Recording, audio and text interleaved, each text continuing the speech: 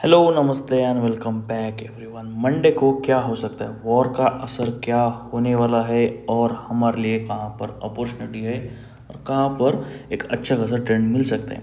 Monday के लिए क्या इम्पोर्टेंट न्यूज़ है हमारे लिए और आज जो हमने ट्रेड लिया है उसमें हमें कितना प्रॉफिट बुक कर पाए वो भी देख लेते हैं। सबसे पहले आप देखो, हमने ट्रेंड के अपोजिट साइड में ट्रेड लिया था, इसलिए हमें करीब करीब 20+ पॉइंट में हमें ट्रेड से निकलना पड़ा, क्योंकि देखिए अच्छा खासा हो रहा था, सी साइड में हम बैठे हुए थे। इसकी वजह से हम एक छोटा सा प्रॉफिट बुक करके बाहर निकले। क्योंकि छोटा क्यों, क्योंकि हमने आज छोटे पॉइंट लिए हैं, क्योंकि मार्केट में हमें रिवर्सल साइड में ही एक अच्छा खासा ट्रेड देखने को मिल रहा था।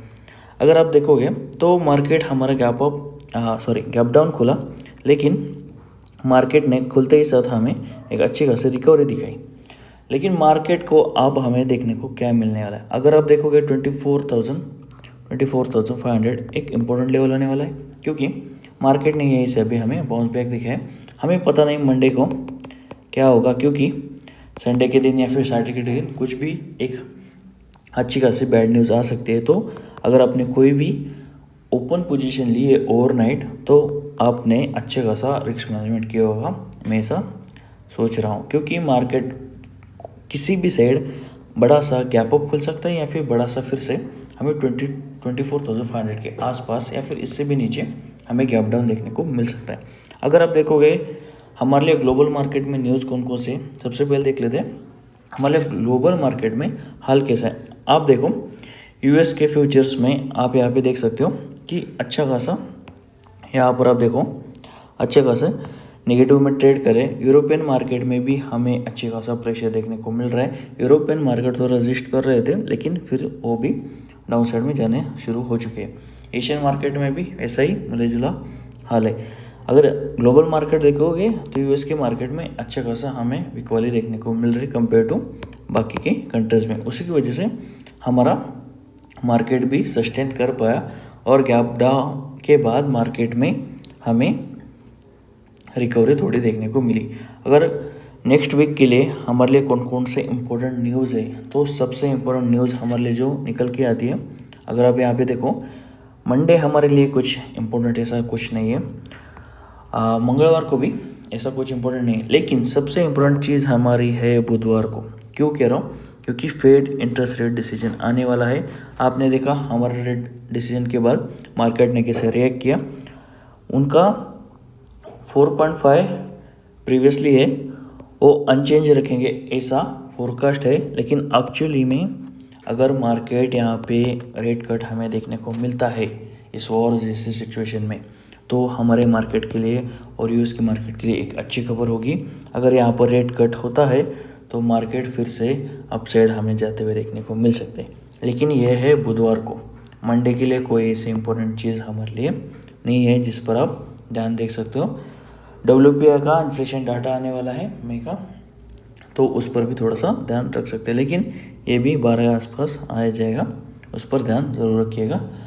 और उसके बाद ऐसी अगर इम्पोर्टेंट लेवल्स की बात करें हमारे लिए, तो निफ्टी में सबसे मेरे लिए सबसे इम्पोर्टेंट लेवल जो निकल के आने वाला है, अगर वॉर का सिचुएशन अगर हटा दे तो हमारे लिए सबसे इम्पोर्टेंट अभी क्या होगा, अगर बहुत बड़ा गैप डाउन होता है वॉर की वजह से, यानी कि मार्केट सीधा 24,300 के आसपास कहीं पे खुलता है, या फिर अच्छी न्यूज़ आती है और मार्केट बाउंस करके सीधा 25,000 के आसपास खुलता है, तो इस सिचुएशन में वेट एंड वॉच कीजिएगा।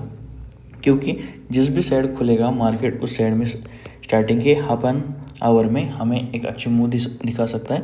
अगर गैप अप खुलेगा तो अप साइड में हमें जाते हुए देखने को मिल सकता है। अगर बड़ा गैप अप होता है तो, अगर बड़ा गैप डाउन होता है तो उसी साइड में जाने की कोशिश कर सकता है।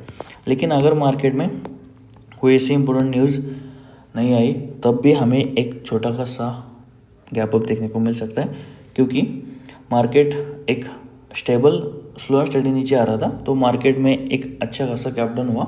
उसके बाद मार्केट न्यूज़ अगर न्यूट्रलाइज हो जाती है तो मार्केट हमें गैप अप दिखा सकता है। लेकिन अगर मेरे लिए इंपॉर्टेंट लेवल क्या है और मेरा प्लान क्या रहेगा, सबसे इम्पोर्टेंट देखो हमें क्या करना होगा। अगर मार्केट 24,500 के आसपास खुलता है तो वेट एंड वॉच कीजिएगा। अगर मार्केट इसे ब्रेक करेगा डाउन साइड जाएगा और अच्छा खासा डाउन साइड मूव हमें देखने को मिल सकता है। फर्स्ट टारगेट 24,300 का रखिएगा, उसके बाद मार्केट सीधा नेक्स्ट वीक के लिए टारगेट 24,000 के लिए होना चाहिए, क्योंकि फेड की मीटिंग भी है तो मार्केट वेट कर सकता है। अगर कंटिन्यूसली डाउन साइड जाता है तो हमें अच्छे खासे डाउन साइड में टारगेट देखने को मिल सकते हैं।